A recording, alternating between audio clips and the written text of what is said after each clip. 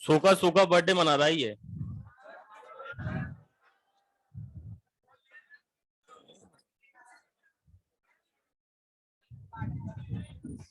सूखा सूखा बर्थडे मना रहा है।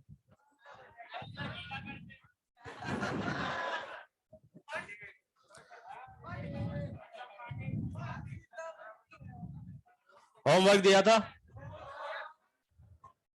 मंडे को, वो तो मैं जो कहता हूं वो तो करते ही हो तुम, कहना तो मानते ही हो।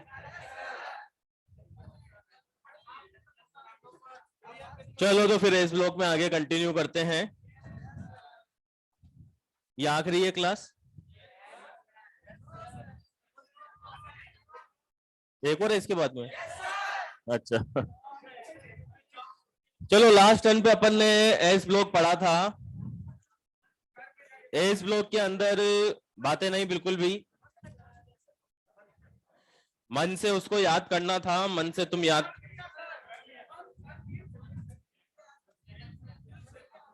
टॉप टू बॉटम आईपी क्या होगा? रिएक्टिविटी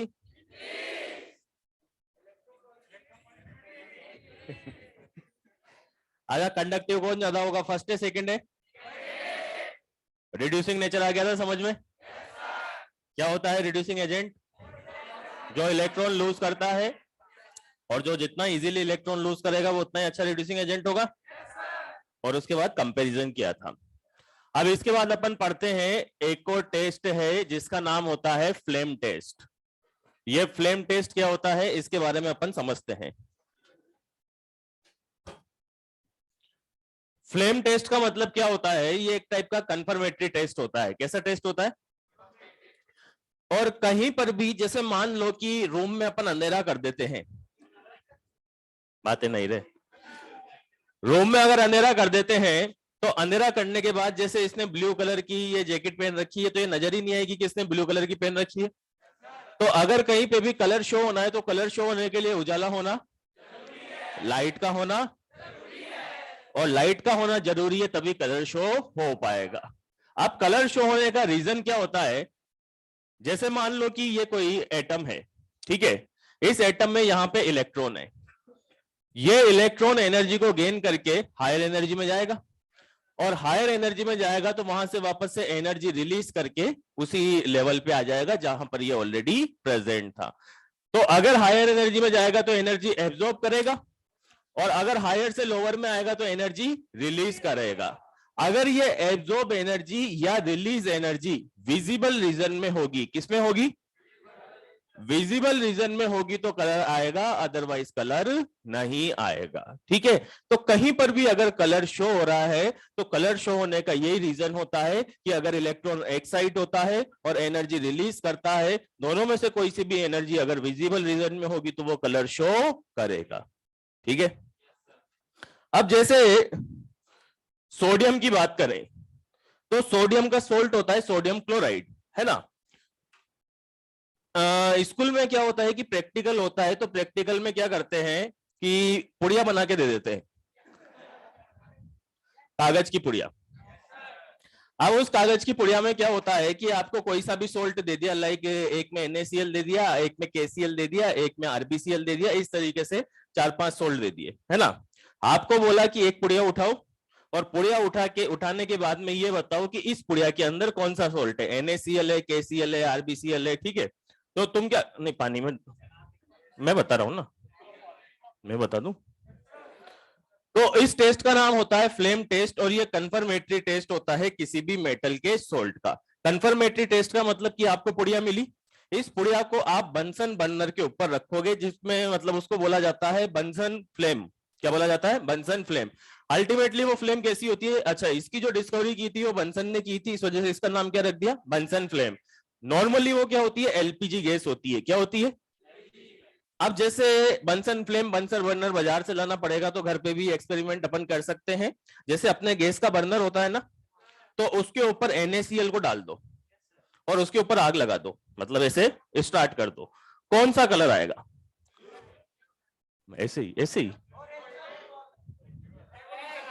कभी ट्राई करके देखोगे घर पे तो उसका कलर आता है गोल्डन येलो। कौन सा कलर आता है?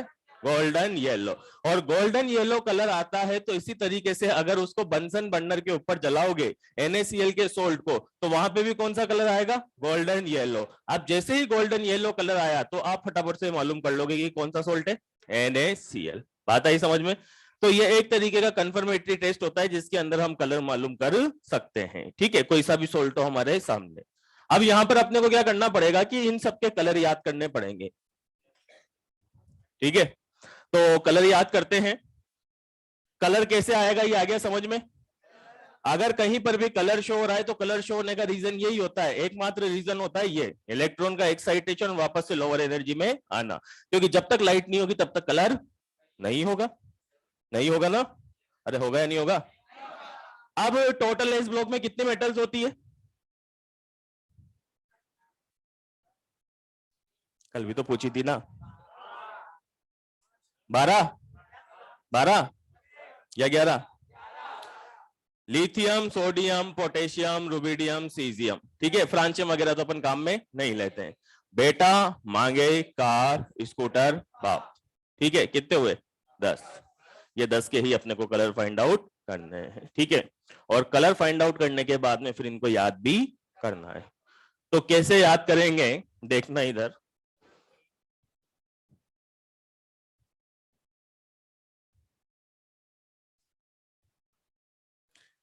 अच्छा, अगर कलर शो होना है तो उसके लिए इलेक्ट्रॉन का एक्साइट होना जरूरी है। ठीक है, और एक्साइट होके वापस रिलीज करेगा या एक्साइट होके भी अगर विजिबल रीजन में तो कलर शो करेगा। ठीक है, अब यहां पर मैंने टोटल 5 मेटल लिखी है, इनके हमें कलर मालूम करने हैं। तो कलर मालूम करने के लिए एक कहानी हम सुनेंगे।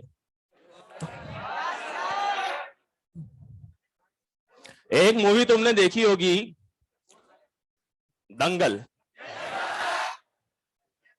दंगल में वो पहलवान रहता था, रेसलर महावीर फोगाट, है ना, आमिर खान।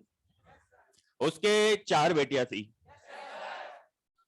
एक तो थी गीता, एक थी बबीता, एक थी पपीता और फोर्थ थी करिश्मा। ठीक है, एक तो गीता, एक बबीता, एक पपीता और एक करिश्मा। ठीक है, टोटल 4 बेटियां थी। मूवी के अंदर भी 4 बताई गई है। ठीक है, बाद में 2 लड़कियां और हो जाती है उसके। तो गीता और बबीता तो रेसलर बन जाती है और तीसरी वाली लड़की की रेसलर बनने की तैयारी चलती रहती है। ठीक है, अब तुम्हें मालूम है, रुक जा अभी आ रहा हूं ना। तीसरी वाले की भी तैयारी चलती रहती है। अब तुम्हें मालूम है कि बापू सेहत के लिए और हानिकारक है। तो जो छोटी थी ना, सबसे छोटी करिश्मा, उसको भी मतलब वो 3-4 साल की, 5 साल की, 6 साल की हुई और उसको भी रेसलिंग में लगा देता है। ठीक है, अब ऐसा थोड़ी ना है कि यार घर में सब रेसलर है तो आगे भी रेसलिंग चलती रहेगी। अब उसका रेसलिंग में मन ही नहीं लगता। मन ही नहीं लगता तो वो उसका बापू उसको जगह तो देता है 5-5:30 बजे और बोलता है कि जा दौड़ लगा क्या। तो वो क्या करती है कि बापू का स्कूटर ले जाती है और उससे 10 किलोमीटर चक्कर काट के आ जाती है। और जैसे बाबू पूछता है कितने किलोमीटर की दौड़ लगाई, 10 किलोमीटर की। अब ऐसा सिलसिला रोज चल रहा। थोड़ी बड़ी हो गई, बड़ी हो गई तो बापू के पास कार भी थी तो कार भी लेके चल जाती लेकिन क्या है कि चलाना है, अब इतनी सी उम्र में चलाना अच्छे से थोड़ी ना आता है। तो ले जाके उसने क्या करा, कार को। अब ठोकने के बाद में कार का एक्सीडेंट हुआ। तो कार का एक्सीडेंट होने के बाद में अब गांव है तो गांव में क्या है कि सब एक दूसरे के परिचित होते हैं। तो परिचित होते हैं तो पिताजी को फोन करा कि भाई तुम्हारी बेटी ने क्या करी, गाड़ी ठोक दी। तो पिताजी आए। पिताजी तो तुम जानते हो हानिकारक है, 2-4 टिका दी। टिकाने के बाद में डांट दिया, 2-4 टिका भी दी। अब क्या हुआ, गाड़ी का एक्सीडेंट हुआ तो गाड़ी कहां जाएगी? रिपेयर होने के लिए जाएगी, और रिपेयर होने के लिए जाएगी तो गैराज में जाएगी। और गैराज भी उसी के दोस्त का था जिसका नाम था लाला। क्या नाम था? तो अब इसको कैसे याद करेंगे अपन, देखना इधर। ना करिश्मा ना, ना करिश्मा ना, कार स्कूटर तो बापू के हैं। उसके पिताजी ने उसके मारी ना, तो क्या बोलेंगे? ना करिश्मा, ना कार स्कूटर तो बापू के हैं। अब उसने गाड़ी को ठोक दिया तो गाड़ी कहां गई? किसके गैराज में? तो गए गए वो लाला के गैराज में, गए वो लाला के गैराज में। ठीक है। गए का मतलब हो गया गोल्डन येलो, वो का मतलब हो गया वॉयलेट, ला का मतलब हो गया लाल यानी रेड, इस ला का मतलब भी हो गया रेड, और गैराज का मतलब हो गया ग्रीन। ठीक है, ग्रीन, और इसको बोलेंगे एप्पल ग्रीन। ठीक है। इस तरीके से इस सीक्वेंस में अपने को कलर याद करने हैं। याद हो जाएंगे क्या? गए का मतलब गोल्डन येलो, इसमें सोडियम का और पोटेशियम का तो याद रखना ही है। जैसे इस कैल्शियम का क्रिम्सन रेड होता है, इसका ब्रिक रेड होता है। ठीक है, तो वो दुनिया भर के रेड होते हैं, लेकिन अपने को रेड याद हो जाए वो भी ठीक है। और कुछ और मेटल्स भी ले लेते हैं।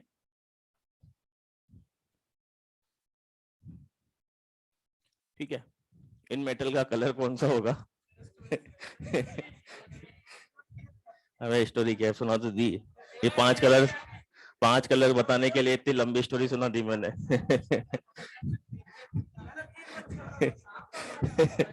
इधर देखो, इधर देखो, इसको कैसे याद करेंगे कि ये है ब्रेटली। ब्रेटली का नाम सुना है ना तुमने? तो ब्रेटली, ली का मतलब ब्रेटली, ब्रेटली रब से बोला, ब्रेटली क्या बोला?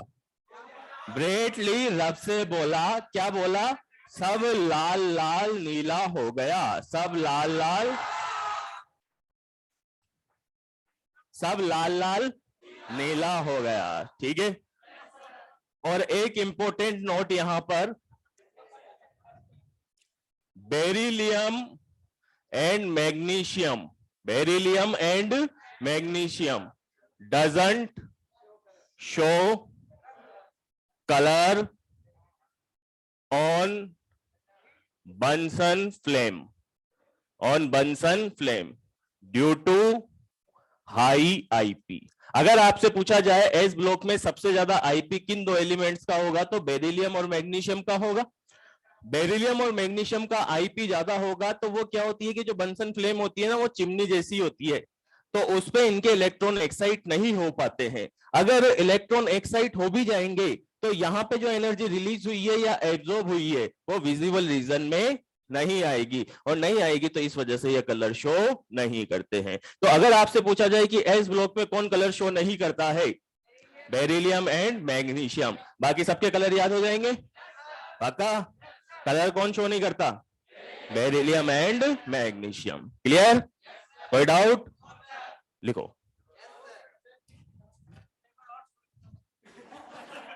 अभी सुनाएंगे, आगे सुनाएंगे। क्या? अरे फिर वो एक टॉपिक में पूरा लेक्चर थोड़ी खत्म करना। अभी आगे सुनाएंगे।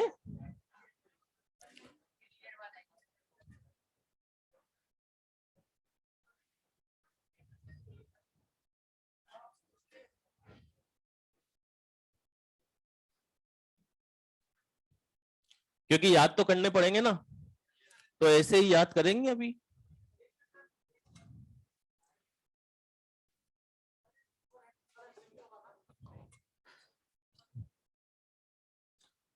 नहीं, रेड अलग अलग होंगे, पर तू रेड याद कर ले। एक ब्रिक रेड होता है, मतलब ईंट के जैसा रेड। एक क्रिम्सन रेड होता है, सिंदूरी लाल। क्रिम्सन का मतलब सिंदूरी।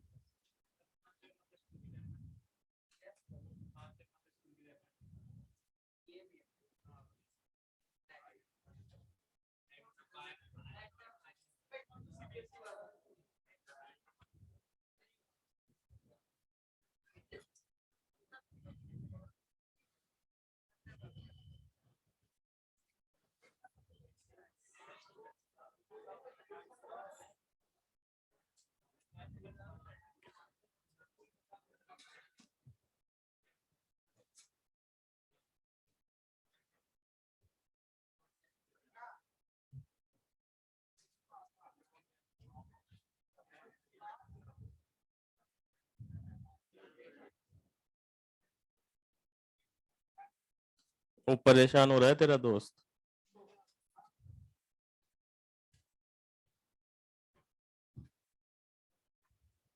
वो तो 4 में था ना पहले से, और तो 6 में था, फिर तुम्हारी दोस्ती कैसे हुई?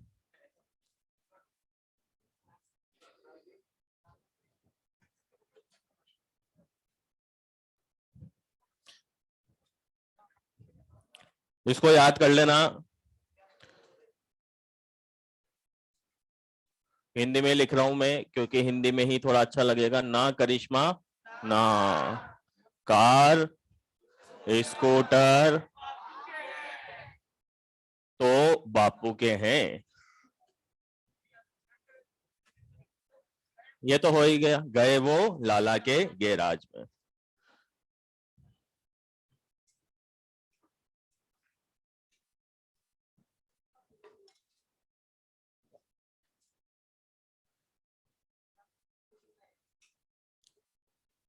नहीं, ये कॉपी कराया मैंने किसी का।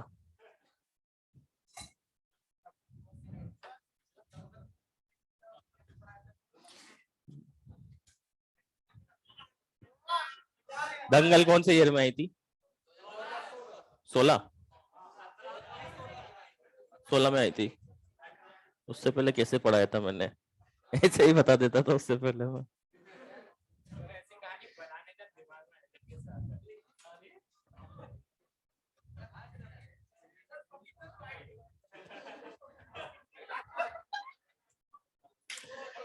अभी उसने, एक इसकी तीसरी बेटी ने सुसाइड कर लिया था, मालूम हो तो तुम्हें? कुछ रेसलिंग हार गई थी वो, कुछ चैंपियनशिप हार गई थी। मतलब गीता, बबीता और थर्ड वाली जो थी ना। नहीं नहीं, रियल ने।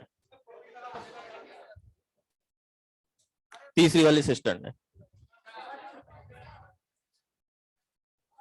अभी करिश्मा कर रही है रेसलिंग, ये वाली करिश्मा।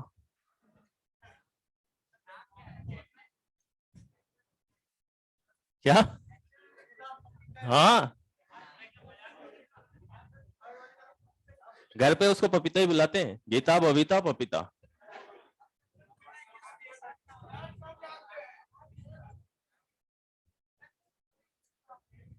चलो लिख लिया गया, जल्दी लिखो।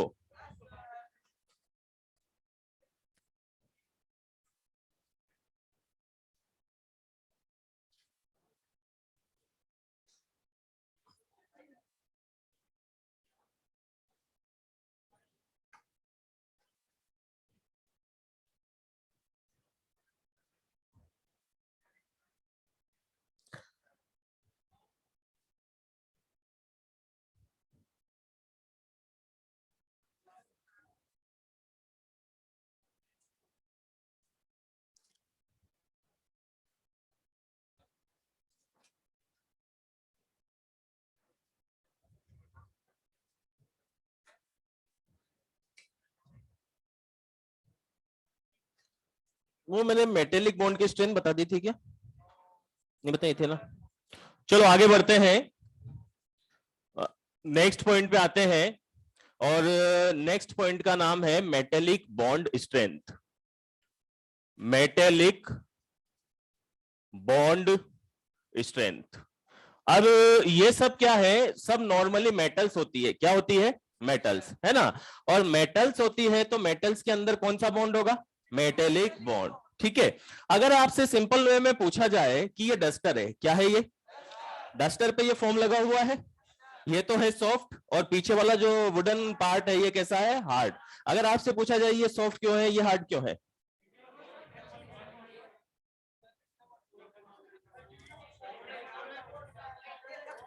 इंटरमोलिकुलर अट्रैक्शन किसमें ज्यादा है और फॉर्म में कम है। क्लियर है?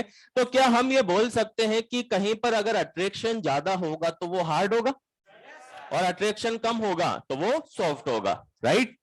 अब यहां पर सभी मेटल्स है, तो मेटल के अंदर हम किसकी बात करेंगे? मेटेलिक बॉन्ड की। और मेटेलिक बॉन्ड की बात करेंगे तो इसको रिलेट करते हैं अपन मेटेलिक बॉन्ड स्ट्रेंथ से। देखो, मेटेलिक बॉन्ड कैसा होता है? वीक होता है या स्ट्रॉन्ग होता है? स्ट्रॉन्ग ही होता है ना, स्ट्रॉन्ग की कैटेगरी में आता है। तो जैसे आपने कोवलेंट बॉन्ड पढ़ा, पढ़ा आपने?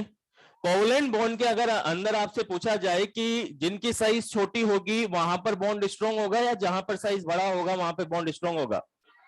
अगर मैं बोलता हूं कि 1s है और 2s है, किसका स्ट्रेंथ ज्यादा होगा?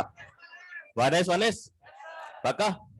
अगर मैंने यहां पे लिखा LIF और दूसरा लिखा NAF, किसकी लेटिस एनर्जी ज्यादा होगी?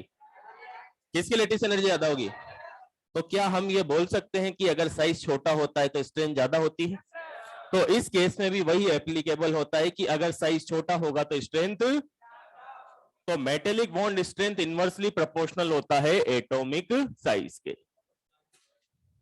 ठीक है, अब इनवर्सली प्रोपोर्शनल होता है मेटेलिक बॉन्ड साइज के। और यहां पर मेटेलिक बॉन्ड कैसे बनता है इसको भी अपन समझ लेते हैं। मेटेलिक बॉन्ड बनता है सेम कोवलेंट बॉन्ड की तरह। देखो इस तरीके से, जैसे यहां पर ये 4 इलेक्ट्रॉन है, वैलेंस शेल में कितने इलेक्ट्रॉन है? और 4 इलेक्ट्रॉन इसके, 4 इलेक्ट्रॉन इसके, और दोनों आपस में ऐसे कंबाइन हो गए, हो गए। तो ये वीक है स्ट्रॉन्ग है? स्ट्रॉन्ग है। अब अगर 3 ही रह गए तो थोड़ा कम स्ट्रॉन्ग, अगर 2 ही रह गए तो, अगर 1 ही रह गया तो खत्म। बात आई समझ में? इसका मतलब यह हुआ कि अगर वैलेंस शेल में इलेक्ट्रॉन ज्यादा होंगे तो बॉन्ड की स्ट्रेंथ ज्यादा होगी या कम होगी? क्योंकि आप कहीं पर भी देख लो वैलेंस शेल के इलेक्ट्रॉन ही बॉन्ड में पार्टिसिपेट करते हैं। जैसे कोवलेंट बॉन्ड में अगर अपन बात करें कि हाइड्रोजन है 1s1 है या क्लोरीन है 3s2 3p5 है, तो p वाला ही तो पार्टिसिपेट करता है। तो जहां पर भी इलेक्ट्रॉन पार्टिसिपेट करते हैं वो कौन से करते हैं? आउटर मोस्ट शेल के। और अगर आउटर मोस्ट शेल में 4 इलेक्ट्रॉन है तो बॉन्ड कैसा बना? स्ट्रॉन्ग। 3 है तो कैसा बना? वीक। 2 है तो और वीक, और 1 है तो और वीक। तो यहां पर अगर आपको बॉन्ड स्ट्रेंथ का कंपैरिजन करना है तो metallic bond strength inversely proportional होती है एटॉमिक साइज के और डायरेक्टली प्रोपोर्शनल होगी number of valence electron.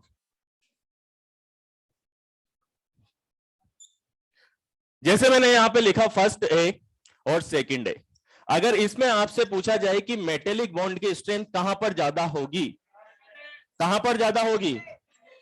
Second ए में। क्यों? यहां पर NS1 होगा, यहां पर NS2 होगा, और जहां पर नंबर ऑफ इलेक्ट्रॉन ज्यादा होंगे वहां पर मेटेलिक बॉन्ड की स्ट्रेंथ भी क्या होगी? होगी ज्यादा। अब अगर मेटेलिक बॉन्ड की स्ट्रेंथ ज्यादा है तो हार्ड होगी या सॉफ्ट होगी? क्योंकि स्ट्रेन ज्यादा है मतलब अट्रैक्शन ज्यादा है, और अट्रैक्शन ज्यादा है तो फर्स्ट ए के कंपैरिजन में सेकंड ए वाली मेटल्स हार्ड होती है, होती है। अब हार्ड और सॉफ्ट का कैसे मालूम करेंगे? कि जैसे सोडियम होता है, ठीक है, सोडियम को अपन चाकू से काट सकते हैं, ठीक है, तो एकदम सॉफ्ट होता है।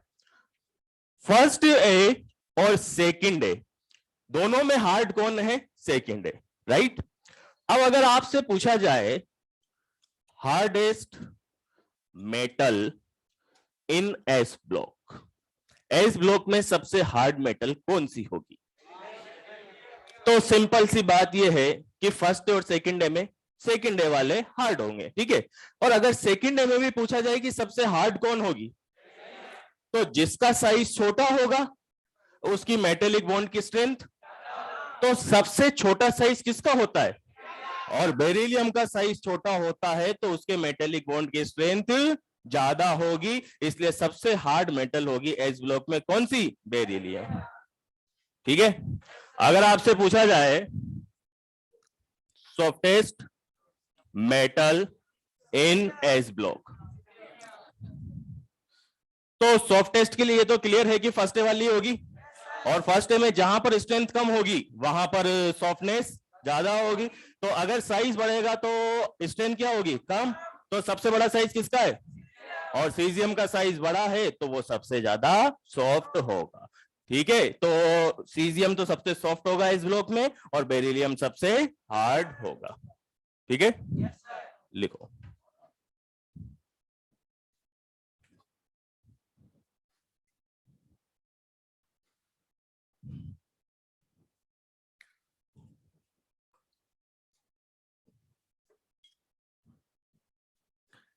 सफोकेशन नहीं हो रहा क्या यार?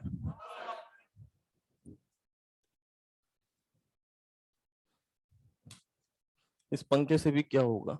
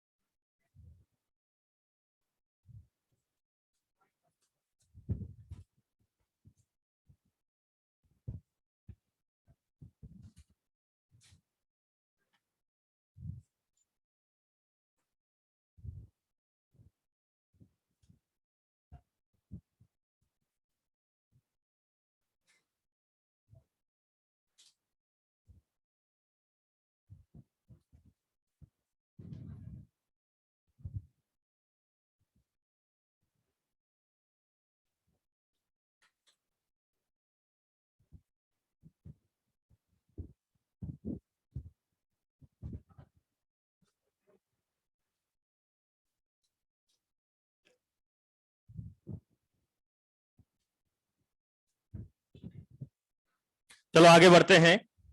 यह तो इसका सिंपल पार्ट था। सिंपल इन द सेंस कि इनका सबका अपने को थोड़ा थोड़ा आइडिया था ना आइडिया।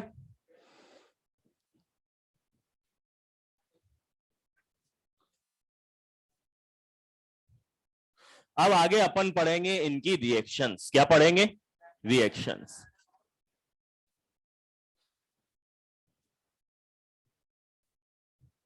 और ये जो रिएक्शन वाला पार्ट होता है ये बड़ा खतरनाक होता है।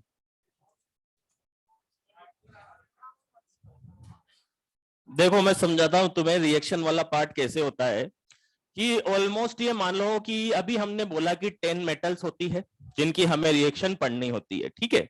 तो इनकी रिएक्शन हम क्या करते हैं कि पढ़ना स्टार्ट करते हैं तो अलग अलग टाइप के एलिमेंट से इनकी रिएक्शन करवाते हैं, ठीक है। जैसे सबसे पहले रिएक्शन कराते हैं इन 10 मेटल्स की ऑक्सीजन के साथ में, ठीक है। ऑक्सीजन से निपटते हैं तो फिर करवाते हैं नाइट्रोजन के साथ में। नाइट्रोजन से निपटते हैं तो फिर कराते हैं हेलोजन के साथ में। हेलोजन से निपटते हैं तो फिर करवाते हैं वाटर के साथ में। वाटर से निपटते हैं तो फिर कराते हैं ड्राई एयर के साथ में। ड्राई एयर से निपटते हैं तो फिर करवाते हैं मॉइस्ट एयर के साथ में। मॉइस्ट एयर से निपटते हैं तो फिर करवाते हैं हाइड्रोजन के साथ में। फिर करवाते हैं वाटर, तो वाटर बता दिया कि मैंने। फिर उसके बाद कराते हैं अमोनिया के साथ में। अमोनिया भी दो टाइप का होता है, एक तो होता है लिक्विड अमोनिया, एक होता है ड्राई अमोनिया। तो इतनी सारी रिएक्शंस अपन करवाते हैं। और एक और बात कि 10 मेटल और 10 मेटल की 8 के साथ रिएक्शन, तो टोटल कितनी रिएक्शन? तो 80 रिएक्शन अपने को पढ़नी होती है।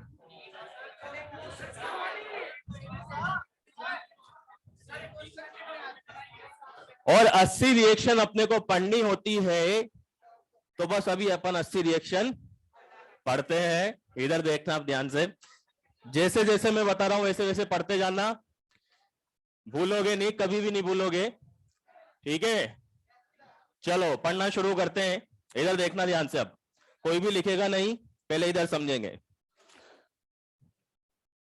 Lithium, sodium, potassium, rubidium, caesium. बातें नहीं बिल्कुल भी, ये तो पता भी नहीं चलेगा कि कहां से कौन सी रिएक्शन हो गई, क्योंकि एक ऑक्सीजन के साथ में भी 3-3 टाइप की रिएक्शन होती है।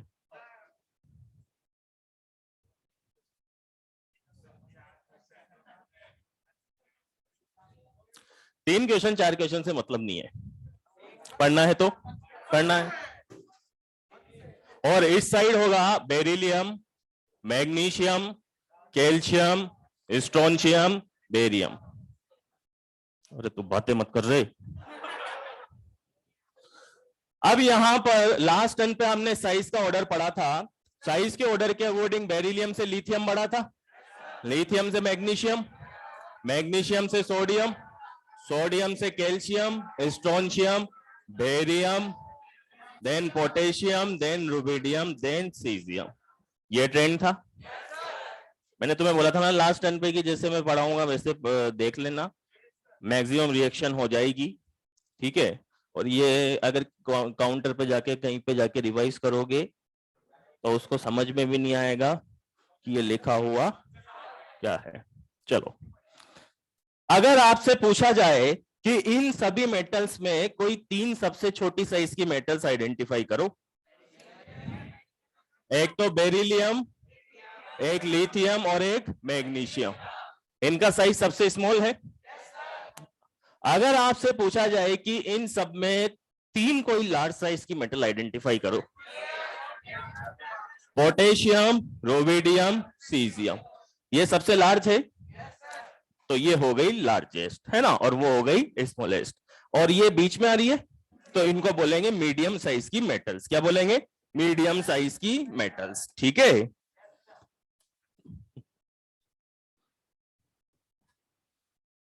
तो ये हो गई बची हुई मेटल्स मीडियम साइज की।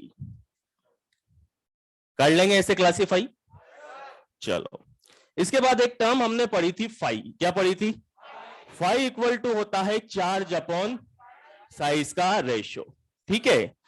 जिनका साइज छोटा होगा उनके लिए फाई की वैल्यू, और फाई की वैल्यू ज्यादा होगी तो सबसे छोटा साइज किनका है? 3 मेटल का, बेरिलियम, लिथियम और मैग्नीशियम, तीनों का साइज कैसा है?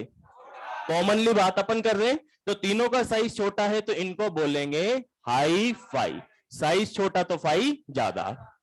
के आरबीसीएस, इनका साइज बड़ा है, साइज बड़ा है तो इनको क्या बोलेंगे? लो फाई, ठीक है। और ये जो मीडियम है इनको बोलेंगे मीडियम फाई, ठीक है, क्या बोलेंगे? Medium phi. अब ये हमने फाई से हम कैसे एक्सप्लेन कर रहे हैं, सुनना बात को ध्यान से। फाई का मतलब होता है चार्ज डेंसिटी, क्या होता है? और किसकी? कैटाइन की, कैटाइन की, charge on cation upon size of cation, ठीक है। तो किसकी चार्ज डेंसिटी की बात करते हैं अपन? कैटाइन की, ठीक है। कैटाइन के ऊपर पॉजिटिव चार्ज होता है और चार्ज डेंसिटी रिप्रेजेंट करती है कि उसके ऊपर पॉजिटिव चार्ज का अमाउंट कितना है। जैसे मैं बोलता हूं कि इस रूम की स्टूडेंट्स की डेंसिटी बहुत ज्यादा है, तो आप क्या बोलोगे? कि स्टूडेंट्स बहुत सारे हैं, और स्टूडेंट्स बहुत सारे हैं इसका मतलब अगर मैं बोलता हूं चार्ज डेंसिटी ज्यादा है तो पॉजिटिव चार्ज ज्यादा है, तो पॉजिटिव चार्ज, बात आई समझ में? अगर चार्ज डेंसिटी ज्यादा है मतलब पॉजिटिव चार्ज, और जितना ज्यादा पॉजिटिव चार्ज होगा, जितना ज्यादा पॉजिटिव चार्ज होगा वो अपने ऊपर उतना ही ज्यादा नेगेटिव चार्ज कैरी कर सकता है। जितना ज्यादा पॉजिटिव चार्ज होगा अपने ऊपर उतना ही ज्यादा नेगेटिव चार्ज कैरी कर सकता है। क्या बोला मैंने? जितना ज्यादा पॉजिटिव चार्ज होगा उतना ही ज्यादा नेगेटिव चार्ज कैरी कर सकता है। इसका मतलब जिसका फाई ज्यादा होगा वो ज्यादा नेगेटिव, जिसका फाई कम होगा वो कम नेगेटिव। बात आई समझ में? चलो ये क्लियर है। ये जो मैंने अभी लाइन बोली है बस इसको दिमाग में रखना है, जिसके ऊपर जितना ज्यादा पॉजिटिव चार्ज मतलब जिसका जितना ज्यादा फाई उतना ही ज्यादा नेगेटिव चार्ज कैरी करेगा। क्लियर है? चलो अब हम क्या करते हैं, इन सभी मेटल्स की रिएक्शन सबसे पहले ऑक्सीजन के साथ करवाते हैं। किसके साथ? ऑक्सीजन के साथ रिएक्शन करवाते हैं। तो फर्स्ट केस में हमने नॉर्मल सप्लाई ऑफ ऑक्सीजन करवाई है। क्या करवाई है? नॉर्मल सप्लाई का मतलब यह है कि जैसे मान लो कि रूम में रिएक्शन करवा दी, तो रूम में ऑक्सीजन नॉर्मल है, अरे नॉर्मल है ना, तो रूम में ही किसी के साथ रिएक्शन करा दी, ऑक्सीजन के साथ रिएक्शन करा दी, तो इसको बोलेंगे नॉर्मल सप्लाई ऑफ ऑक्सीजन, ठीक है। और जैसे मान लो कि एक कंटेनर लिया, इसके अंदर सोडियम है और उस कंटेनर में ले जाके ऑक्सीजन का सिलेंडर खोल दिया, तो उसको बोलेंगे एक्सेस ऑक्सीजन। क्या बोलेंगे? Excess oxygen. बात आई समझ में? तो अगर नॉर्मल ऑक्सीजन के साथ सबकी रिएक्शन करवाते हैं, ये सब पॉइंट्स में लिखवा दूंगा, पहले सुनते रहना इनको। अगर नॉर्मल ऑक्सीजन के साथ इसकी रिएक्शन करवाते हैं तो नॉर्मल ऑक्सीजन के साथ सभी मेटल्स ऑक्साइड का फॉर्मेशन कर लेती है। किसके साथ? ऑक्साइड का फॉर्मेशन कर लेती है जब हम नॉर्मल ऑक्सीजन की सप्लाई करवाते हैं, ठीक है। क्या बोला मैंने? जब हम नॉर्मल ऑक्सीजन की सप्लाई करवाते हैं तो सभी मेटल्स ऑक्साइड का फॉर्मेशन कर लेती है, ठीक है। और अगर एक्सेस में रिएक्शन करवाते हैं, अगर ऑक्सीजन को किस में लेते हैं? एक्सेस में, तो एक्सेस में लेते हैं तो सभी मेटल्स की ऑक्साइड बनाने की टेंडेंसी अलग अलग होती है। देखो कैसे। ऑक्साइड तीन टाइप के होते हैं। एक तो होता है O-2, इसको बोला जाता है ऑक्साइड, ठीक है। एक होता है O2-2, इसको बोला जाता है पर ऑक्साइड। और एक होता है O2-, इसको बोला जाता है सुपर ऑक्साइड, ठीक है। अगर यहां पे हम देखें तो एक ऑक्सीजन के ऊपर कितना चार्ज आ रहा है? -2, राइट। यहां पर दो ऑक्सीजन के ऊपर है -2, तो एक ऑक्सीजन के ऊपर -1, और यहां पर दो ऑक्सीजन के ऊपर है -1, तो एक ऑक्सीजन के ऊपर -1/2, यही चार्ज होगा, पक्का। तो अगर नॉर्मल रिएक्शन करवा रहे हैं ऑक्सीजन के साथ में तो सब कुछ नॉर्मल है, सब क्या बना लेंगे? ऑक्साइड बना लेंगे। लेकिन अगर हम एक्सेस में ऑक्सीजन लेते हैं, किसमें लेते हैं? तो सभी की ऑक्साइड बनाने की टेंडेंसी अलग अलग होगी। अब अलग अलग होगी तो ये डिपेंड करता है कि किस मेटल के साथ रिएक्ट करवा रहे हैं, ठीक है। यहां पर देखो, लिथियम, बेरिलियम, मैग्नीशियम, फाई कैसा है? और हाई फाई है तो मतलब पॉजिटिव चार्ज ज्यादा है, और पॉजिटिव चार्ज ज्यादा है तो नेगेटिव चार्ज को ज्यादा कैरी करेगी या कम करेगी? और ज्यादा कैरी करेगी तो क्या बनाएगी? क्या बनाएगी? अगर इन तीनों में आप कंपेयर करते हो तो सबसे ज्यादा नेगेटिव चार्ज कहाँ है? O-2 पे। और नेगेटिव चार्ज सबसे ज्यादा है तो ये मेटल्स क्या बनाएगी? क्या बनाएगी? तो अगर हाई फाई मेटल्स की रिएक्शन एक्सेस ऑक्सीजन से करवाते हैं तो ये सभी मेटल्स क्या बना लेती है? ऑक्साइड। ठीक है। अच्छा, सुपर ऑक्साइड कौन बनाएगी?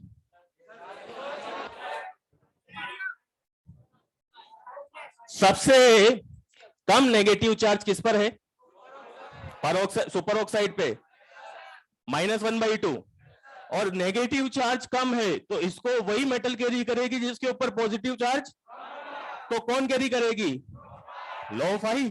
तो अगर लो फाई मेटल्स की रिएक्शन हम एक्सेस O2 से कराते हैं तो एक्सेस O2 से कराने पर ये सब क्या बना लेती है? Super oxide. लाइक पोटेशियम के साथ कराएंगे तो KO2। KO2 कैसे बना है कि K तो प्लस है, O2 माइनस है, दोनों आपस में कंबाइन होकर क्या बना लेंगे? KO2। ठीक है। RbO2 CsO2। क्लियर है? अगर आपसे पूछा जाए ये जो KO2 है ये पैरामैग्नेटिक होगा या डायामैग्नेटिक होगा? इलेक्ट्रॉन काउंट करने, पॉलीएटॉमिक है, इलेक्ट्रॉन्स काउंट करने। इलेक्ट्रॉन्स काउंट करो कितने हुए? पोटेशियम में कितने? 19। 19 एक ऑक्सीजन के पास और दो के पास, तो 19 + 16 35 ऑड है या इवन है? और ऑड है तो पैरा होगा या डाया? तो ये KO2 कैसा होगा? पैरामैग्नेटिक। KO2 भी पैरामैग्नेटिक होगा, RbO2 भी पैरामैग्नेटिक होगा और CsO2 भी पैरामैग्नेटिक होगा। तो मैं यहां पे लिख देता हूं all super oxides are paramagnetic. ठीक है, कोई डाउट? और मीडियम फाई मीडियम चार्ज रखेगी, और मीडियम चार्ज रखेगी तो मीडियम फाई क्या बनाएगी? क्या बनाएगी? तो अगर इनकी रिएक्शन हम एक्सेस O2 के साथ में करवा देते हैं तो यहां पर क्या बन जाता है? पर ऑक्साइड। क्लियर है बात? कोई डाउट? अगर आपसे पूछा जाए सोडियम परऑक्साइड का फॉर्मूला क्या होगा तो हाइड्रोजन परऑक्साइड का क्या होता है? हाइड्रोजन परऑक्साइड का क्या होता है? तो सोडियम परऑक्साइड का क्या होगा? Na2O2। क्लियर है? कोई डाउट? तो ऑक्सीजन से रिएक्शन आ गई समझ में? अगर नॉर्मल ऑक्सीजन की सप्लाई है तो सभी क्या बनाएगी, और अगर एक्सेस में कराएंगे तो सुपर ऑक्साइड कौन बनाएगी? सुपर ऑक्साइड कौन बनाएगी? पर ऑक्साइड कौन बनाएगी? और ऑक्साइड कौन बनाएगी? क्लियर है? हो गया याद? चलो अब नाइट्रोजन के साथ रिएक्शन कराते हैं। अरे रुक जा यार।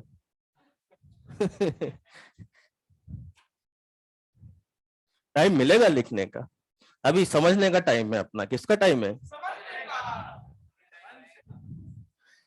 अब अगर अपन नाइट्रोजन के साथ रिएक्शन कराते हैं तो ऑक्सीजन के साथ रिएक्शन कराई तो ऑक्साइड बना, ठीक है, और नाइट्रोजन के साथ कराएंगे तो नाइट्राइट बनेगा। और नाइट्राइट का फॉर्मूला होता है N-3। N-3। अब N-3 नेगेटिव चार्ज ज्यादा है या कम है? इनसे तो बहुत ज्यादा है, और इतना ज्यादा नेगेटिव चार्ज है तो इस नेगेटिव चार्ज को कौन रखेगी? हाई फाई रखेगी। और हाई फाई रखेगी तो अगर इन हाई फाई की रिएक्शन हम नाइट्रोजन के साथ में कराते हैं, किसके साथ? तो नाइट्रोजन के साथ रिएक्शन कराने पर यहां पर क्या बन जाएगा? नाइट्राइट। क्या बन जाएगा? यानी Li की अगर नाइट्रोजन से रिएक्शन कराएंगे तो Li3N, ठीक है, Be3N2 और Mg3N2। बात आई समझ में? तो ओनली हाई फाई मेटल्स इतने ज्यादा नेगेटिव चार्ज को कैरी कर सकती है, इस वजह से ओनली हाई फाई मेटल्स क्या बनाएगी? नाइट्राइट बनाएगी। ठीक है, ये सब लाइंस में लिखवा दूंगा। अभी तो आपको ये बात आ गई समझ में कि नाइट्राइट कौन बनाएगी? हाई फाई बनाएगी। ठीक है, अब जैसे ये नाइट्राइट बनाए, जैसे मान लो मैंने लिखा Li3N, ये वैसे अपन हाइड्रोलाइसिस में पढ़ेंगे पी ब्लॉक में, लेकिन एस ब्लॉक में क्वेश्चन दिया हुआ है। ठीक है, तो अगर इस Li3N का हाइड्रोलाइसिस कराते हैं तो Li3N के अंदर एक तो Li प्लस है, एक N-3 है, इन दोनों से मिलके ही तो क्या बना है? Li3N। और अगर हाइड्रोलाइसिस कराते हैं तो हाइड्रोलाइसिस में हम वाटर को ब्रेक कर देते हैं H+ और OH- में कर देते हैं। तो यहां पर एक तो बन जाता है LiOH और दूसरा बन जाता है NH3। इसका आइडिया है क्या? थोड़ा सा नहीं है ना आइडिया? तो सिंपल सी बात है, अपन वैसे तो पी ब्लॉक में पढ़ेंगे इसको, पूरा का पूरा हाइड्रोलाइसिस चैप्टर है। लेकिन अगर यहाँ पे अपन इसका नाइट्राइट का हाइड्रोलाइसिस कराते हैं तो हाइड्रोलाइसिस कराने पर एक तो हाइड्रोक्साइड बन जाता है और दूसरा NH3 रिलीज हो जाती है। ठीक है, ज्यादा डिटेल में किसमें पढ़ेंगे? पी ब्लॉक में। नाइट्राइट आ गया समझ में? ऑक्साइड आ गया समझ में? पक्का?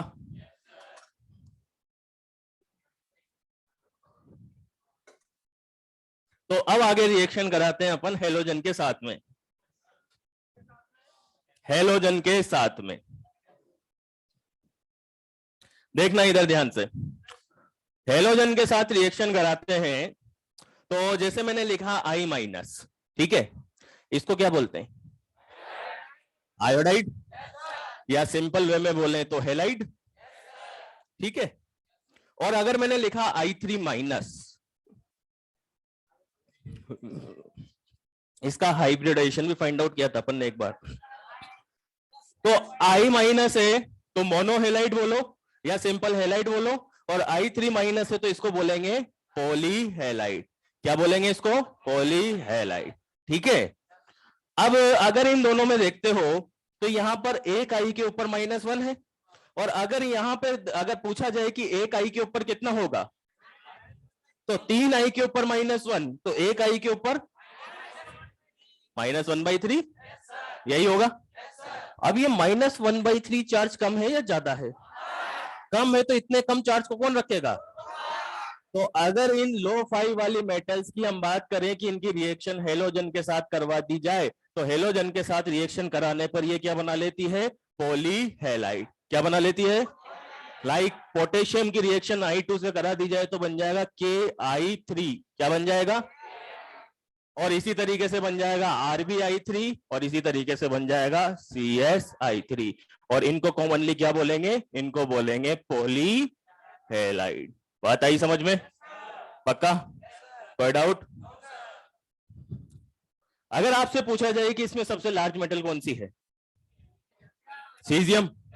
सबसे कम आईपी किसका है? और सीजियम का आईपी सबसे कम है, तो इस मेटल को क्या फोटो इलेक्ट्रिक सेल में काम में लिया जा सकता है?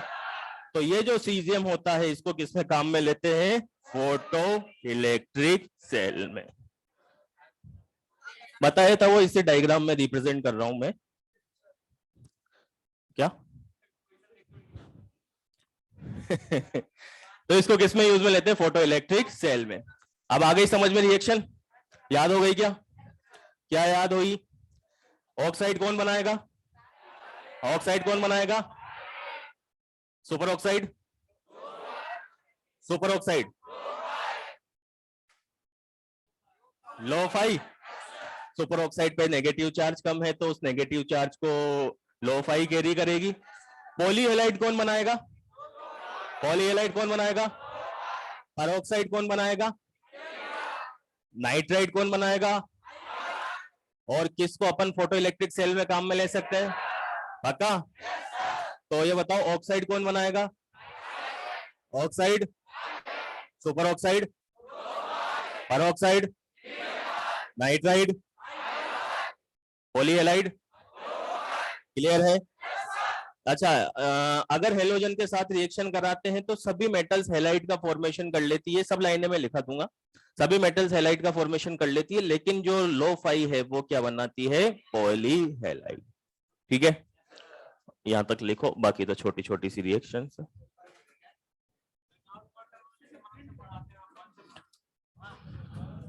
वाह, जैसे मैंने लिखा है वैसे।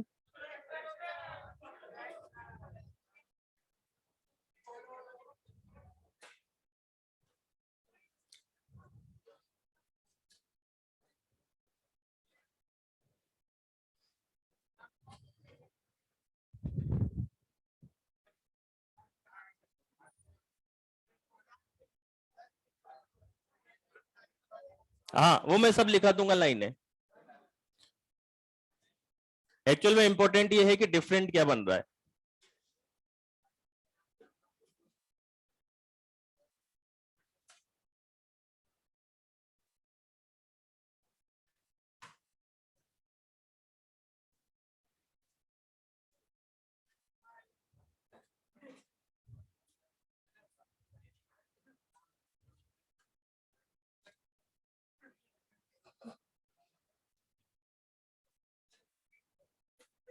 क्या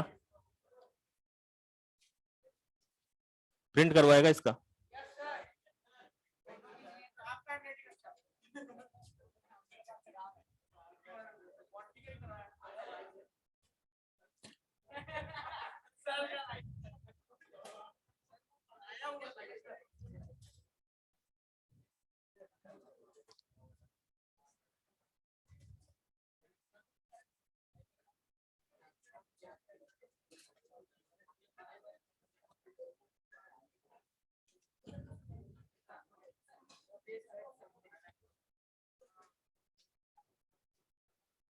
अब तो क्या है, सिंपल सिंपल रिएक्शन है, वाटर के साथ रिएक्शन कराएंगे तो क्या बनेगा वो भी मैं इसी में बता देता, लेकिन क्या है कि थोड़ा सा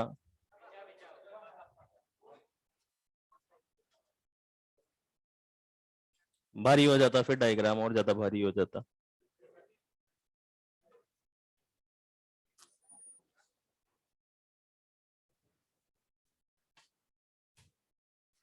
वाटर के साथ भी इसमें करवा देता, हाइड्रोजन के साथ भी इसी में करवा दे, दोनों करवा देता हूँ इसी में।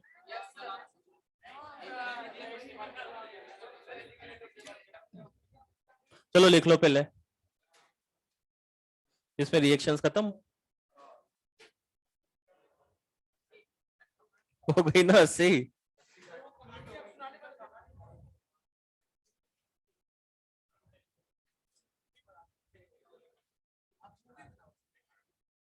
आप लिख लो पहले।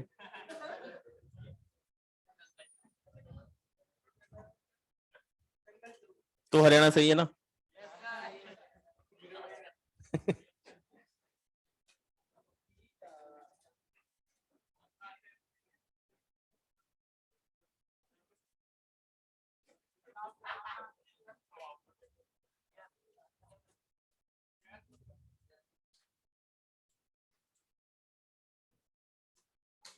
किसने बोला इंडिया से है?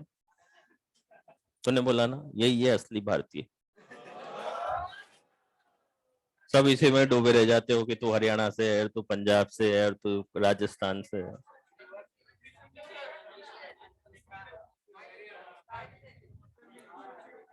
हैं?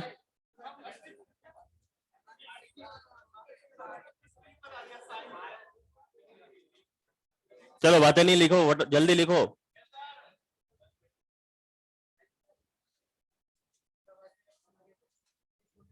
अरे जैसे मैंने लिख रखा है वैसे लिख ले, और नहीं लिखना तो फोटो तो खींच ही लिया तेने, पढ़ ही लेगा तो उसको घर जाके, तो ईयरफोन लगा के पढ़ ही लेगा।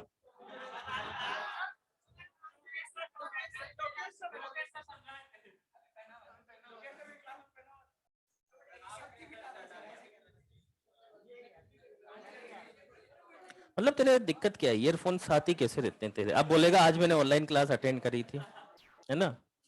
तो ऑनलाइन क्लास जब भी तू अटेंड करता है तब ईयरफोन लगा लेता है।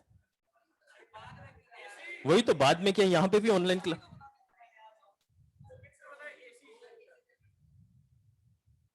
चक्कर क्या है तेरे ईयरफोन का?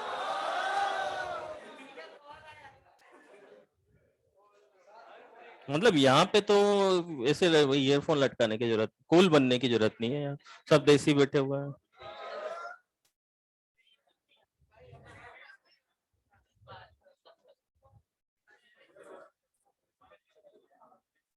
हाँ बता तो सही, क्या लॉजिक है? ऐसे यूं करके स्टाइल में, वो भी लाल कलर के हैं, वो तो अच्छा हुआ पिंक नहीं लाया है।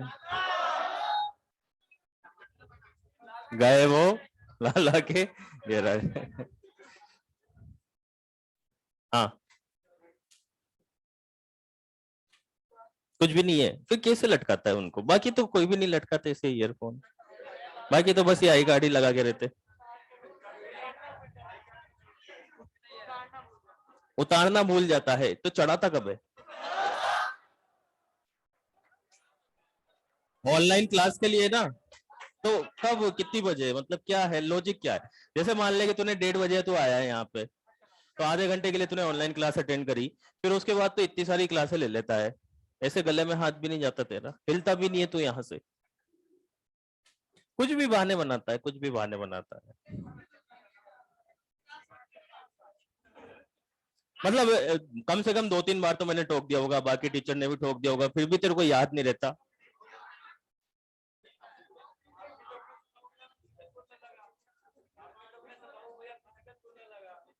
हाँ, फिजिकल बोलने लग गया आजकल ये। चलो लिख लिया, आगे बढ़ते हैं।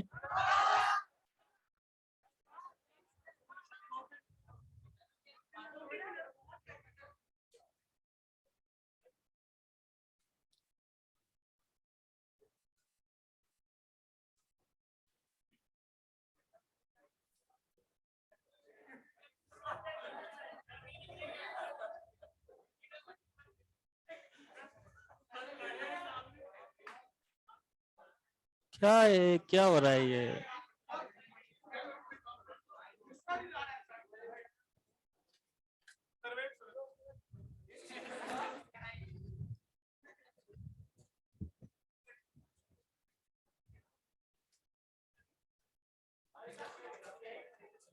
नाइट्राइट का हाइड्रोलाइसिस करवाया तो LiOH और NH3 बना।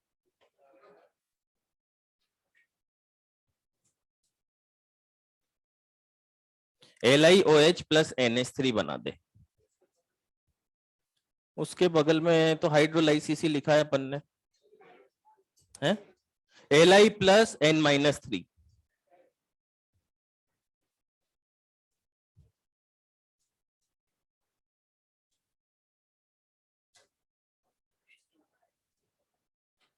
इसको एक बार घर पे जाके पढ़ना, जल्दी लिख लो थोड़ा सा, फिर मैं लाइनें भी लिखवा दूंगा।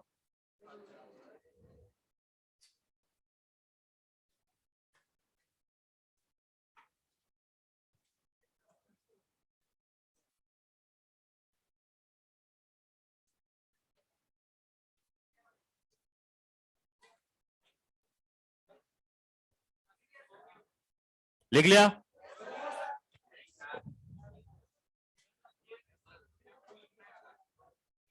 लिखो फर्स्ट पॉइंट।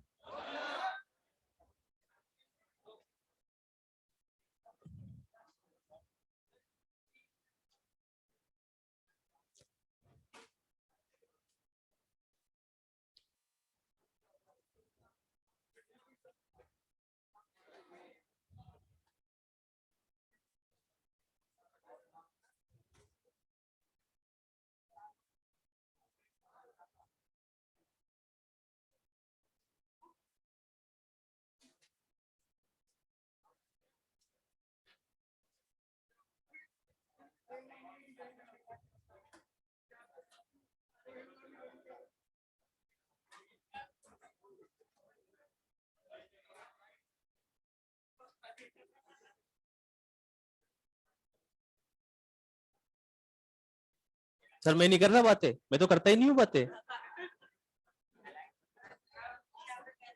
क्या जगह बदली, तो बात तो वही है ना।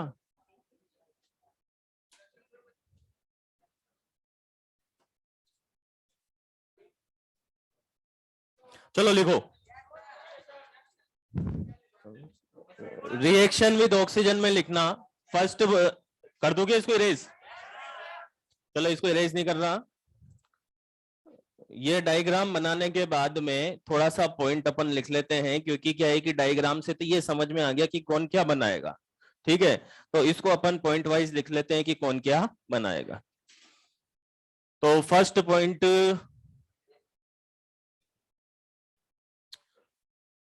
लिखना है इसके अंदर। सबसे पहले हमने किसके साथ रिएक्शन करवाया था? ऑक्सीजन। तो फर्स्ट पॉइंट में लिखना reaction with oxygen, reaction with oxygen.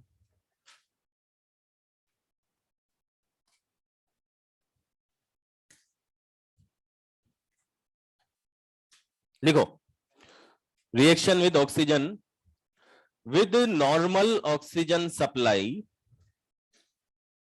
with normal oxygen supply, normal का मतलब जैसा अभी इस रूम में है। With normal oxygen supply all metals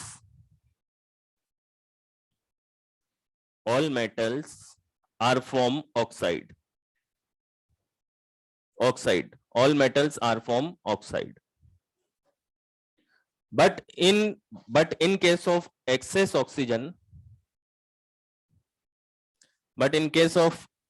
oxygen, high phi क्या बनाएगी? High phi can form oxide, medium phi peroxide, medium phi high phi oxide. ऐसे एरो बना के लिख लो, high phi oxide, medium phi peroxide और low phi super oxide. Arrow बना के लिख लो, high phi oxide, medium phi peroxide और लो फाई सुपर ऑक्साइड। ठीक है, अब इस पॉइंट में सब कुछ क्लियर हो चुका है। नॉर्मल सप्लाई होगी तो सब ऑक्साइड बनाएगी, एक्सेस में होगा तो कौन क्या बनाएगी वो अपन ने इसके अंदर मेंशन कर दिया। ठीक है, सेकंड लिखो, reaction with nitrogen. Reaction with nitrogen,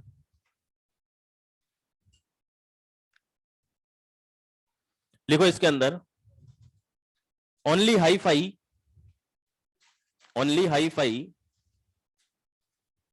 react with nitrogen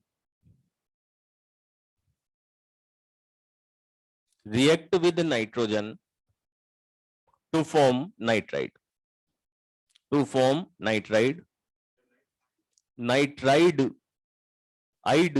IDE, to form nitride easily, मतलब अगर आपसे पूछा जाए कि नाइट्राइड कौन बनाएगा तो आप क्या बोलोगे? हाई फाई बनाएगी सबसे इजीली। ठीक है, ये सेकेंड वाली दूसरी मेटल्स भी बना सकती है, लेकिन इनके लिए टेम्परेचर की रिक्वायरमेंट बहुत ज्यादा होगी। तो अपने को तो केवल ये वाली लाइन ध्यान रखनी है, क्या कि lithium, beryllium, magnesium easily nitrogen के साथ रिएक्ट करके क्या बना लेते हैं? नाइट्राइड बना लेते हैं। ठीक है, इसी के अंदर सेकंड पॉइंट भी ऐड कर लेना, ये याद अपने को फर्स्ट पॉइंट ही रखना है। सेकंड ए मेटल्स, हाँ, सेकंड ए मेटल्स मतलब magnesium, calcium, strontium, barium can form nitride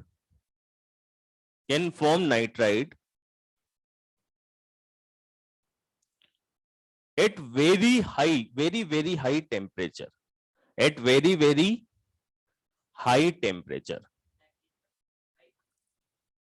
हाँ, नहीं, कैल्शियम, स्ट्रोंशियम, बेरियम ये तो कभी भी नहीं करेंगे। कहने का मतलब यह है सिंपल सा कि लिथियम, बेरिलियम, मैग्नीशियम ये तो बहुत इजी वे में नाइट्राइड का फॉर्मेशन कर लेंगे, और मेनली नाइट्राइड भी यही बनाते हैं। लेकिन अगर आप टेम्परेचर बढ़ा दोगे ना, बहुत ज्यादा टेम्परेचर कर दोगे तो बना सकते हैं कौन? कैल्शियम, स्ट्रोंशियम और बेरियम बना सकते हैं, लेकिन इनके जो नाइट्राइड बनेंगे वो बहुत कम स्टेबल होंगे। तो ज्यादातर पूछे किसके जाते हैं? लिथियम, बेरिलियम और मैग्नीशियम के। ये बिल्कुल भी लिख लो, फर्स्ट ए, इसी में लिख लो, first A except L I,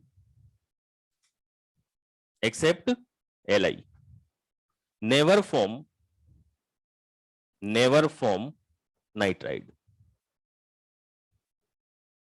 first A बोल दिया ना, एक्सेप्ट एल आई लिख दिया ना, ये फर्स्ट है पूरा। फर्स्ट में मैंने क्या बोला? ओनली एल आई बनाएगा, बाकी नहीं बनाएंगे। सेकंड डे वाले बना सकते हैं, लेकिन तो आपने को केवल कितना सा ध्यान रखना है? इतना सा ध्यान रखना है कि जो नाइट्राइड बनाएंगे मेनली कौन बनाएंगे? हाई फाई बनाएंगे। इसके अलावा कुछ भी ध्यान नहीं रखना। ये एक्स्ट्रा पॉइंट है कि ये मालूम चल जाए कि कौन बनाएगा कौन नहीं बनाएगा। ठीक है, बाकी बनाएंगे कौन? लिथियम, बेरिलियम और मैग्नीशियम। थर्ड पॉइंट लिखना, reaction with halogen, reaction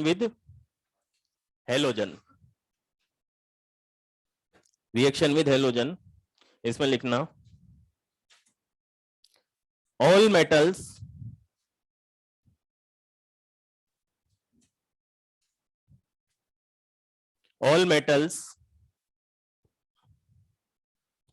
can form halide.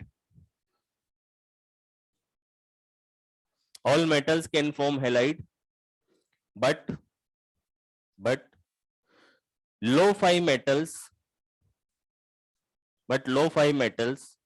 also form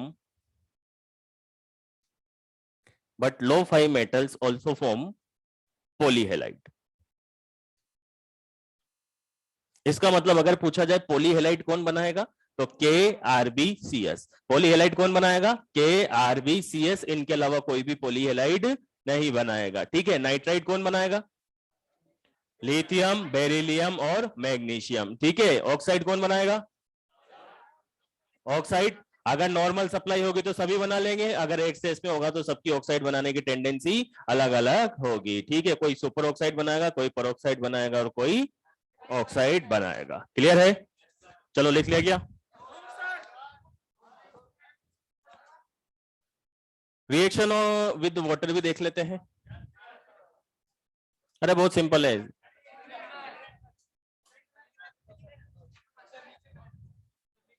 क्या इधर वाला लिख लिया गया? इसी में बना दे। अगर वाटर के साथ, अरे मेरे को जगह चाहिए, इसमें क्या बना दूं? मेरे को जगह चाहिए लिखने के लिए। इधर देखो, लिख लिया।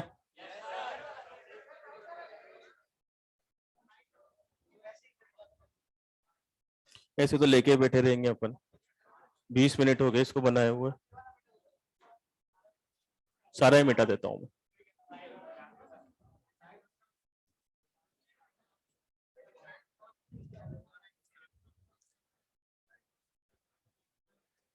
चलो बातें नहीं। अच्छा, रिएक्टिविटी और आईपी में क्या रिलेशन होता है? इनवर्सली।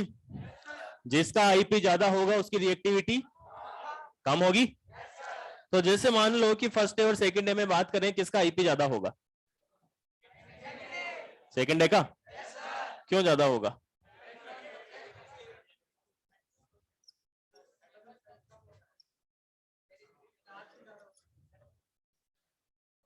जैसे मैंने लिखा lithium, sodium, potassium, rubidium, caesium, right.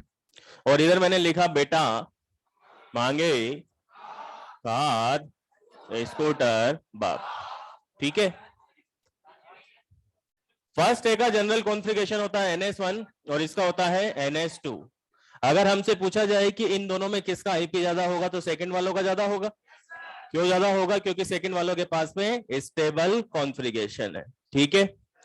तो अगर फर्स्ट ए और सेकंड ए दोनों में पूछा जाए रिएक्टिविटी किसकी ज्यादा होगी? फर्स्ट ए की। और फर्स्ट ए की रिएक्टिविटी ज्यादा होगी और फर्स्ट ए में भी टॉप टू बॉटम मूव करते हैं तो रिएक्टिविटी बढ़ती है। और रिएक्टिविटी बढ़ती है तो इसका मतलब ये हुआ कि जो फर्स्ट ए वाली मेटल्स होती है ये वाटर के साथ विगरसली रिएक्ट करती है, एक्सप्लोसिवली रिएक्ट करती है, क्योंकि इनकी रिएक्टिविटी ज्यादा होती है। ठीक है। और ये विगरसली रिएक्ट नहीं करती है, नॉर्मल वे में रिएक्ट करती है क्योंकि इनकी रिएक्टिविटी कम होती है। ठीक है। अच्छा, अगर टॉप टू बॉटम मूव करते हो तो रिएक्टिविटी इंक्रीज होती है, और इंक्रीज होती है तो लिथियम विगरसली रिएक्ट नहीं करता है, सोडियम करता है, पोटेशियम करता है, रुबिडियम करता है, सीजियम करता है, क्योंकि टॉप टू बॉटम रिएक्टिविटी क्या हो रही है? इंक्रीज हो रही है। ठीक है। अब अगर आपसे पूछा जाए कि यहां पर क्या बनेगा, वाटर के साथ रिएक्शन कराएंगे तो क्या बनेगा? अगर H2O के साथ रिएक्शन कराएंगे तो यहां पर क्या बन जाएगा? Hydroxide, MOH plus H2 gas बाहर निकल जाएगी। सिंपल। और अगर इस साइड अपन वाटर के साथ रिएक्शन कराते हैं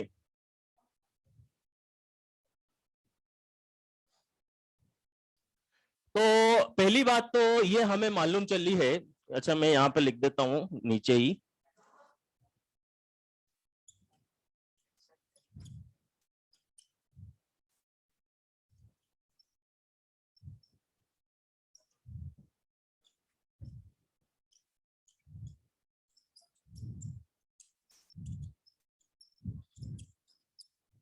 बार करके क्या हो गया? चलो इधर देखते हैं। सेकेंड डे वाले की रिएक्टिविटी क्या होगी? कम होगी ना। और सेकेंड डे में भी वही ट्रेंड चलेगा कि टॉप टू बॉटम मूव करते हो तो रिएक्टिविटी क्या होती है? इंक्रीज। तो अगर सेकेंड डे में पूछा जाए सबसे कम रिएक्टिव कौन होगा? कौन होगा? तो बेरिलियम सबसे कम रिएक्टिव होगा, तो ये पानी के साथ रिएक्ट ही नहीं करता। ठीक है, तो डजंट रिएक्ट विद वाटर। अच्छा, बेरिलियम से ज्यादा रिएक्टिविटी किसकी होगी? मैग्नीशियम की। तो मैग्नीशियम रिएक्ट तो करेगा, लेकिन हॉट वाटर के साथ में। ठीक है, और ये जो नीचे वाले इनकी रिएक्टिविटी कैसी होगी? ज्यादा। तो ये कोल्ड वाटर के साथ भी रिएक्ट कर सकते हैं, और रिएक्ट करेंगे तो क्या बनाएंगे? बनाएंगे MOH होल्टोइस प्लस H2 गैस बाहर निकलेगी। तो सिंपल सी लाइन इतनी सी है कि अगर वाटर के साथ रिएक्शन करवाते हो तो सभी हाइड्रोक्साइड बनाते हैं। फर्स्ट डे वाले OH टाइप का और सेकंड वाले OH होल्टोइस टाइप का, राइट? दोनों में से विगरसली कौन रिएक्ट करेगा? फर्स्ट है। क्लियर है? ये लाइन अपने लिए सबसे ज्यादा इंपॉर्टेंट होगी यहां पर पूरे वाटर के रिएक्शन में, कि अगर आपसे पूछा जाए एस ब्लॉक में कौन वाटर के साथ रिएक्ट नहीं करेगा? बेरिलियम। वाटर चाहे कोई सा भी हो, स्टीम की फॉर्म में हो, हॉट वाटर हो, कोल्ड वाटर हो, किसी के साथ भी रिएक्ट नहीं करेगा। तो आपको मेन फोकस इस लाइन पे रखना है। किस पे? कि अगर पूछा जाए कि एस ब्लॉक में कौन वाटर के साथ रिएक्ट नहीं करता है, रीजन क्या दोगे? Very low reactivity. साइज छोटा है, IP ज्यादा है, तो रिएक्टिविटी बहुत ही कम होगी। क्लियर है? कोई डाउट? तो ये लिख लो, रिएक्शन विद वाटर। सिंपल है।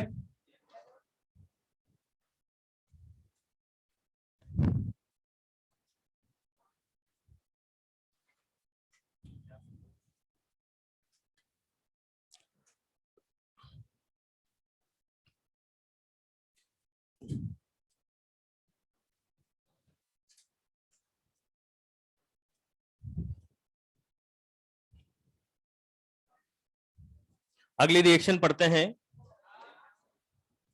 नेक्स्ट टर्न पे।